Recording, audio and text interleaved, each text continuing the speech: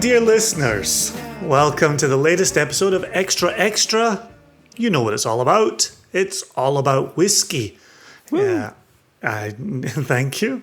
I remain your host, Jason Johnson Yellen, aka Jason Three Names, once of the dearly departed Dramgal family. And I'm joined with Joshua. Nope, that's a Joshua Hatton mistake I just made right there. I am joined by not Joshua with, we're Hatton. not conjoined twins. We are not. We're not. Not since the operation, at least. Welcome to Extra Extra, Joshua. As always, I thank you for having me. It's a joy and a pleasure to be your sidekick on this, our second podcast. In our podcast family of podcasts. In our family of podcasts. Listen. Yeah. We tried to keep this to a tight 30 to 35 minutes. Right. And one of us will bring a news story, often about whiskey, to the attention of the other. We will read it in the first half. We will riff upon it in the second half. And then we will call it a day. So today we're actually returning to a story that got a little bit lost in the shuffle. The last time you and I put out an episode, we focused on Pernod Ricard's purchase. I can't remember who bought the Whiskey Exchange. It's Pernod Ricard. It is Pernod Ricard, okay. No, I just love the Pernod Ricard's purchase. Question mark? Like, I remember Billy wearing a beret. Like, was that Pernod? We're actually going to return to a whiskey news story that was lost in the shuffle of a couple of weeks ago when Pernod Ricard purchased the Whiskey Exchange and John Campbell announced that he was leaving Lafroig Distillery. There was only, again, if we're going to keep the podcast to a tight 30 to 35, we couldn't cover all the stories. No, that's very true. And this is a major story that's breaking. It really is a major story. So I'm sorry we couldn't get to it last time, but I'm really glad we're dedicating an entire episode to this one story. And that's the part I was going to add, because we have talked about this hopeful, potential coming announcement in our Virginia Distillery Company One Nation Under Whiskey episode, and we returned to discussing it in our Copperworks One Nation Under Whiskey episode. And so here we are now within the family of podcasts having an episode dedicated to American single malt whiskey being legally defined. Remind me once we get to the second half of the podcast where all the riffing happens. I have something very specific I want to say regarding the TTB and whiskey. Yeah. Oh gosh, okay. We'll get to that. I'm looking at the headline of this article and it's reminding me. It's a very important thing that I want to bring up. So, please. The listeners and I will endeavor to remember to remind you to remember to bring it up. So we're delving into the spirits business this episode. We have the author of the article, Kate, and I'm getting closer to my screen here. Malczewski. Malczewski. When you grow up in Scotland, you don't have a lot of Malczewskis in your class. Malcz, because I'm staying in character, Ewski. And say it again? Malczewski. Malczewski. All right. Yeah. That's what I would say off the top. Malczewski. Just got to go with it. So Kate Malczewski wrote American Single Malt Whiskey to be legally defined on the 27th of September of 2021. Now, Kate says, a new rule providing a legal definition for American single malt whiskey will be published this December, according to the American Single Malt Whiskey Commission, also known as the ASMWC. ASMWC is an organization of U.S. whiskey producers that have united to formulate and lobby for legal standards for American single malts.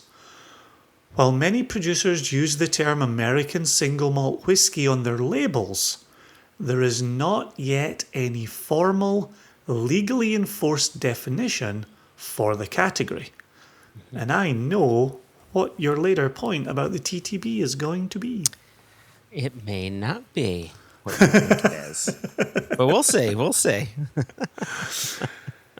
In a newsletter released on Friday, the 24th of September, ASMWC said the Alcohol and Tobacco Tax and Trade Bureau, lovingly known as the TTB, the US government organization in charge of alcohol labeling laws, is, quote, poised to publish a new rule this December that formally defines American single malt whiskey.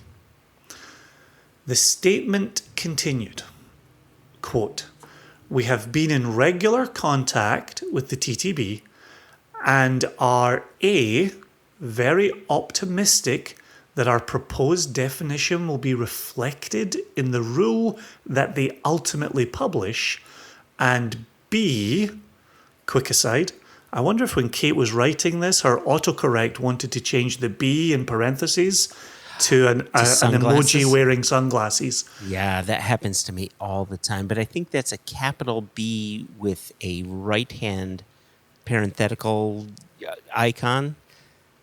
Maybe that would be like a winky sunglass. I don't know if you do a winky sunglass. I just know it drives me absolutely bloody bonkers. So, bonkers, yep. Continue with the quote. And B, remain hopeful that they will meet the suggested timeline. This means American single malt could be enshrined into law by spring of next year. End quote. Yeah. According to the definition put forth by the ASMWC, American single malts must be made from 100% malted barley, distilled entirely at one distillery, mashed, distilled and matured in the US, matured in oak casks of no more than 700 litres, distilled to no more than 80% ABV, and bottled at 40% ABV or more. After the TTB releases its proposed rule, there will be a public comment period in which people can voice their opinions on the matter. ASMWC has called on its members to send feedback in support of the change once the comment period is announced. And that is the short and sweet article. Well, there's a couple of things here. I know we're not, in the second half of the podcast, but there's a little bit from the ASMWKRP in Cincinnati. I always there, ASMWC website. You know, when people give you acronyms, it's usually to shorten something. I feel as if this needs to be shortened further. Yeah, right. But there's some things on their own website I wanted to bring up. And I know we're not ones to normally look at the comments on posts or anything like that. But there was an interesting comment made that you and I read. And I'm curious, should we start off with the ASMWKRP in Cincinnati bit? Yes. Yeah, absolutely. So I did like that that Kate brought up all of those definitions, right? Which is, or the standard of identity, made from 100% malted barley, distilled entirely at one distillery, mashed, distilled, and matured in the United States of America. Note that is separate from specifying the distillery that makes the whiskey, which I think our friends at Copperworks had mentioned in our previous episode with that. Exactly. Matured in oak casks of capacity not exceeding 700 liters, distilled to no more than 80% alcohol, and bottled at least 40% alcohol, right? There's your standard of identity. But if you go to their website, which is just americansinglemaltwhiskey.org, and you just read through the first few paragraphs, there's one that really jumps out at me that I wanted to bring into this story. And it says, ultimately, we desire to see the growth of ASMW, American Single Malt Whiskey, both within the United States and abroad. By defining the basic tenets of the category for consumers and the trade, our educational focus can in time shift from an acknowledgement of the category's existence to a dialogue about how American single malt whiskey relates to the rest of the whiskey world. Our work will illustrate what we have in common with the other regions, but also provide a baseline from which we can distinguish our category. In the end, the goal is to better compete with other regional single malt brands and categories around the globe based on the merits of our product instead of competing against lack of knowledge. Mm-hmm. Right? Yeah, that's weighty. I like that. Yeah. There's one other paragraph I want to add in. It's the last one. It says, the effort being put into this movement is aided by the natural momentum building behind this category. Recognition of American single malt whiskey is now at an all-time high, with producers winning awards and competitions outright at the national and global levels. To formally establish this category now signals to the world that not only do we believe in our own distilleries, but we also believe that this country can produce single malt whiskey that is respected and enjoyed around the world. Well, and I'll also speak to the significance of this announcement is the American Single Malt Whiskey Commission was established in 2016. We're now talking about there being a category addition by December 2021, with the hope being that it gets signed into law by spring of 2022.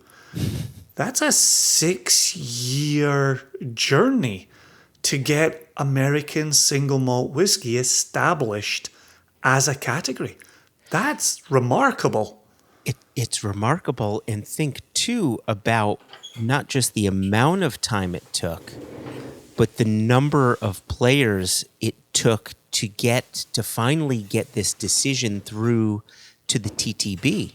Yeah. You know, there's a 9-member founding group, right? 9 different distilleries, and then after that, I think there's a bit over 100, and you know, it's a huge number.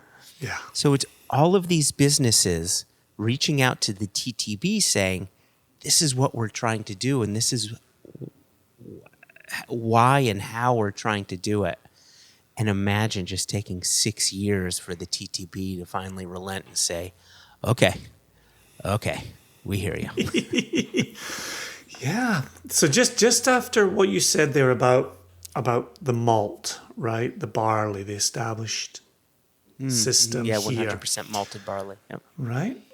We have these are 2 internet comments. One closes the loop on the other, so it's pretty tidy. But I just want to read these and then we'll get out of here for a quick break. And so I'm not even going to give the commenters names because they're not real names. There's no point. And so one person writes on the internet, why does single malt designation need to be barley? Because Europe does it that way? Other grains can be malted. Shouldn't single malt just be a 100% malted grain base? I understand keeping the distillations under one distillery, but one grain lacks creativity. I know some great single malt ryes.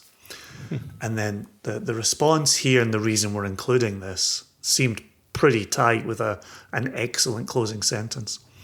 This other person on the internet writes in response, it's barley because of the enzyme amylase that barley releases. It's a natural enzyme that helps break down the sugars without any outside help. Other styles of grains require outside enzymes to be added. The only reason the US typically uses a mix of other grains is because the external enzymes are permitted due to the lack of internal enzymes. With Scotch or other single malts, the style requires there to be no added enzymes, so barley is the only option. So that's of interest to me. I think that's well communicated. But there was nothing on the ASMWC page that said no added enzymes. You're 100% correct. It's not listed, but I wonder if we were to take a look at the SWA's website, Scotch Whisky Association, if that's even specified there, right? Maybe it requires no specification. Maybe the reason why in the U.S. these other grains are allowed, just like this person says here, is because it really is required, and therefore the exception is given to kick off that fermentation process with bourbons and ryes and other sorts of whiskeys that require that enzyme that they can't get from the young grain. So, yeah, interesting to think of American single malt as this standalone 100% malted barley product, right? Not drawing in those external components. Yeah. So it's a good stance. It's a hell of a stance. Yeah. Let's take a quick little break. Come back, riff, and the listeners and I will remind you about what you want to say about the TTB.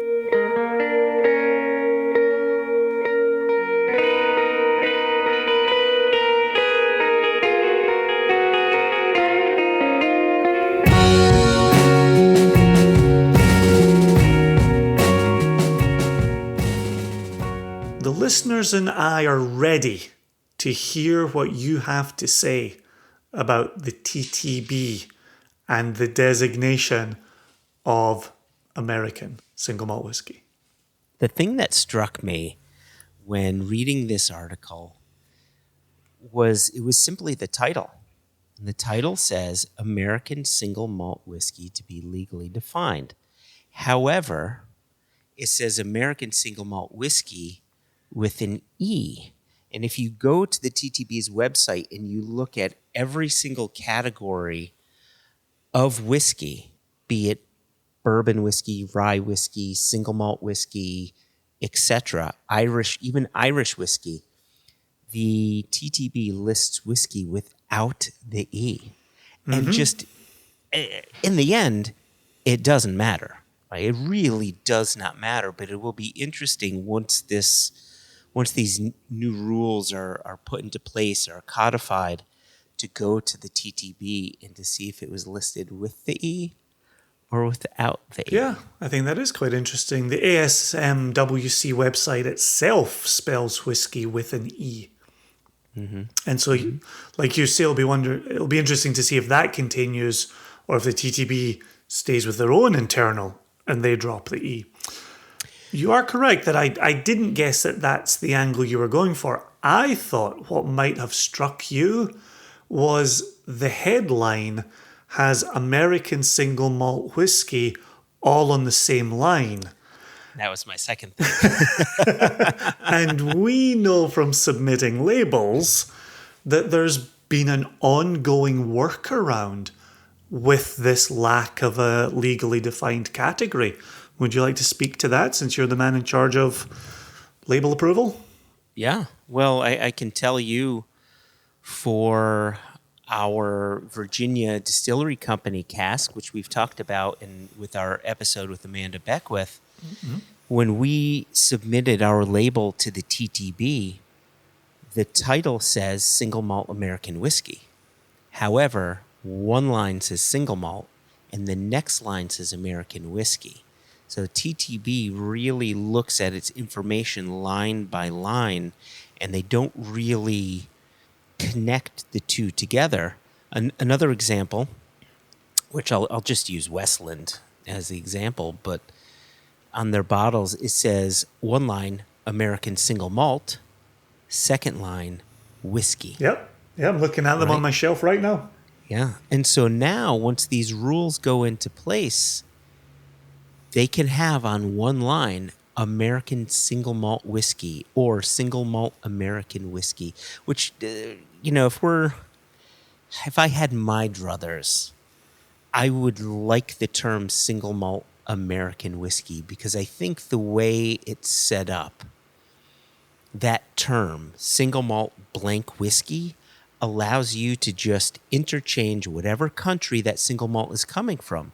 Single malt Welsh whiskey, single malt Irish whiskey, single malt American whiskey, single malt Danish whiskey, et cetera, et cetera. And if we're getting back to the point that these folks are making, the American Single Malt Whiskey Commission, WKRP in Cincinnati, the idea is to reinforce education. And I think a really good way of reinforcing education is to build upon something that's already been solidified within people's minds, within their own understanding of a category. Single malt Scotch whiskey, I get that. Single malt Japanese whiskey, I get that, and so on. And so I don't know if that's part of it, if the terminology has to be constructed in that way. But again, if I had my druthers, that's how I would do it. Yeah, I'm just kind of looking at it, thinking of America being the third word in that sentence. And I think there would be some people uncomfortable with America being moved that far out of focus.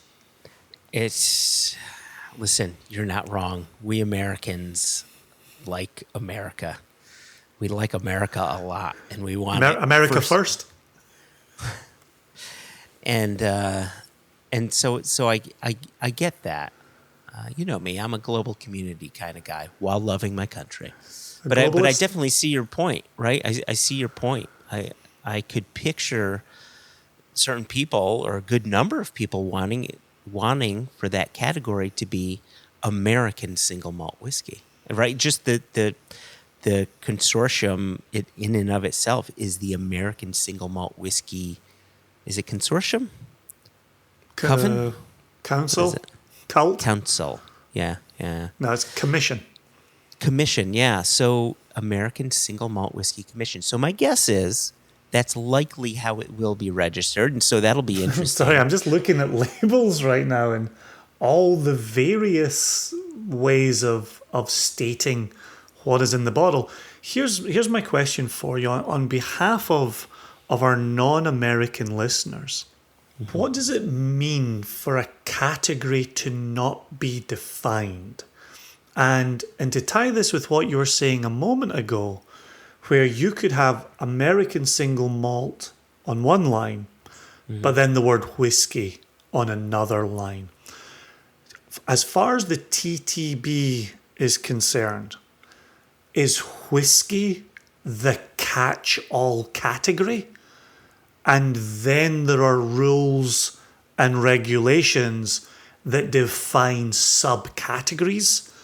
And whereas we know about bourbon, we know about rye, we know about light whiskey, American single malt was just a nebulous subcategory of American whiskey.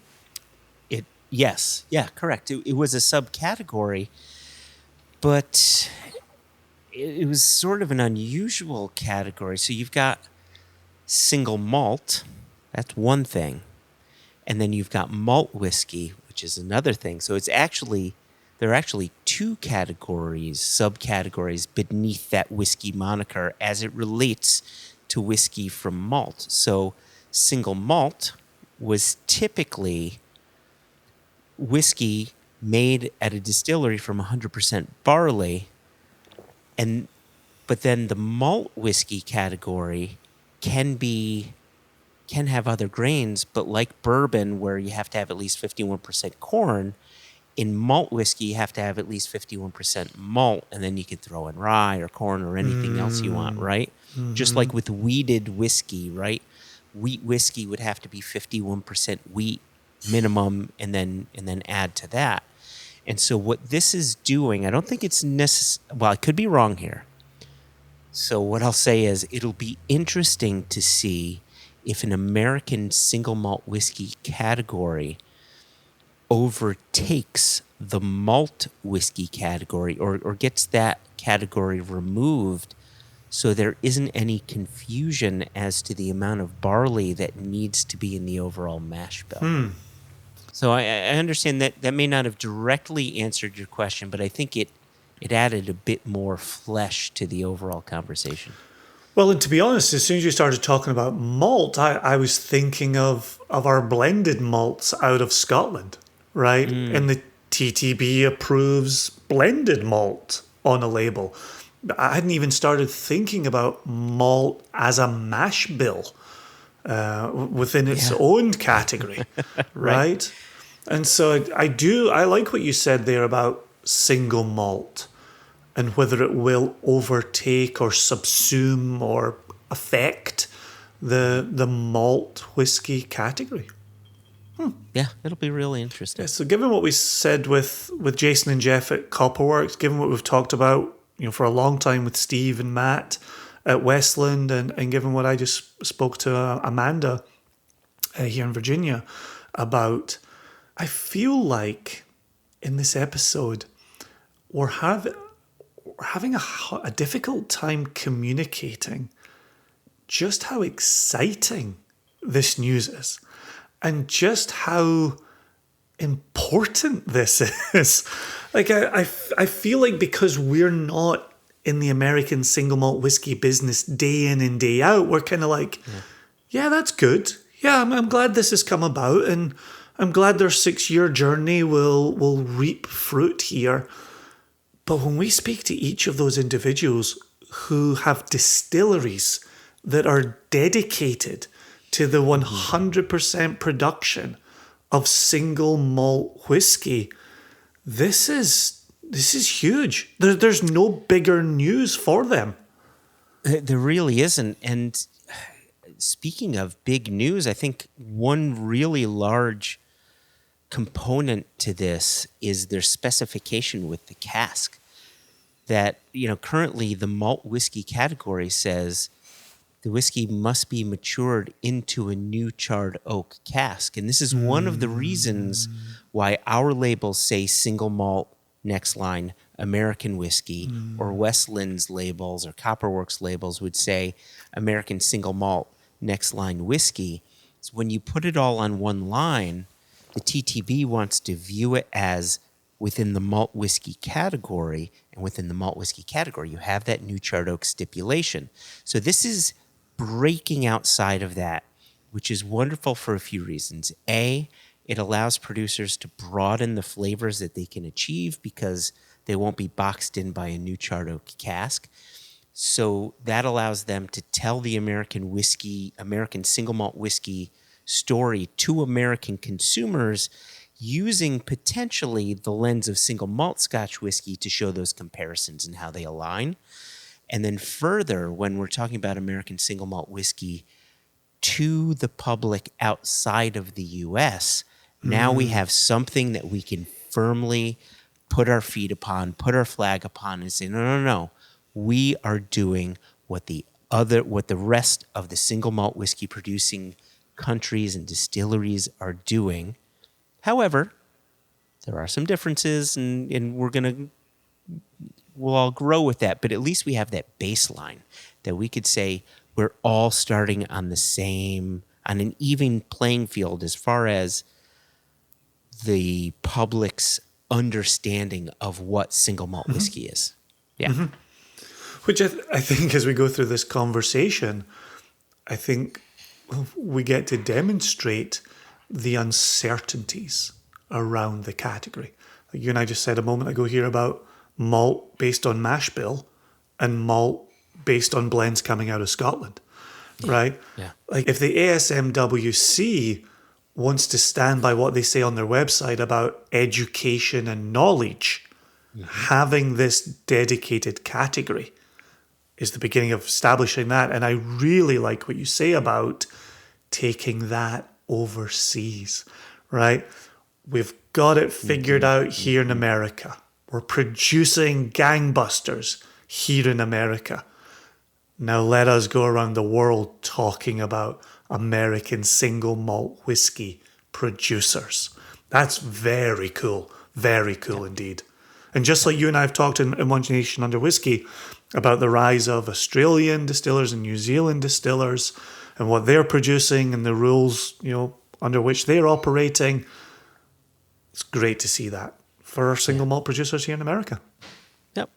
It's super exciting. I remember, and this is the last thing I'll say, but I remember our friends at Westland talking to us about this back in 2016, back in 2017, and them looking to make this push and bring on other distilleries to help them with this, I'll say it, a fight with the TTB to get them to for all these producers to be heard.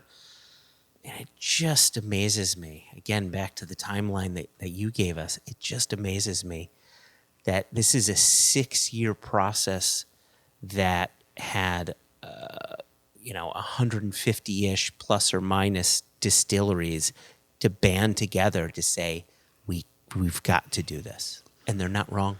Not one of them is wrong. Yeah, for listeners, I recommend you visit AmericanSingleMaltWhiskey.org. They do have an E in whiskey.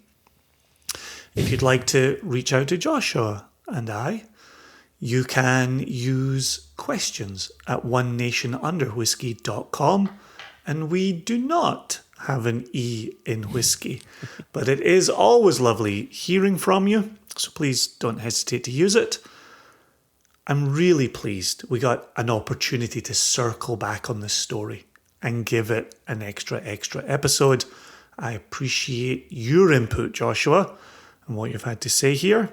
And Likewise. we really are excited for our friends across the industry who this will impact on a daily basis. And I'm excited for the consumer because it's another one of those stories that you get to follow, just like we followed the Kilhoman story as they grew, just as we followed the Westland story as they grew. Now you get to follow the story of a very specific category birthed in 2022. You get to see how that evolves. It's exciting. So I appreciate your input too, and I'm so glad that we got around to this. So thank you, Jason. Yeah. Cheers. Thank you, Joshua. Thank you, dear listeners. Thank you, Jason. Peace. Peace, 2 pieces.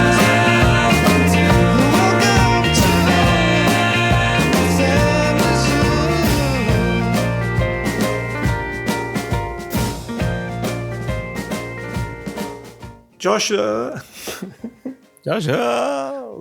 I've come here. Okay. We're coming back at 24 minutes here. 24 minutes. Oh, sorry, Okay. sorry.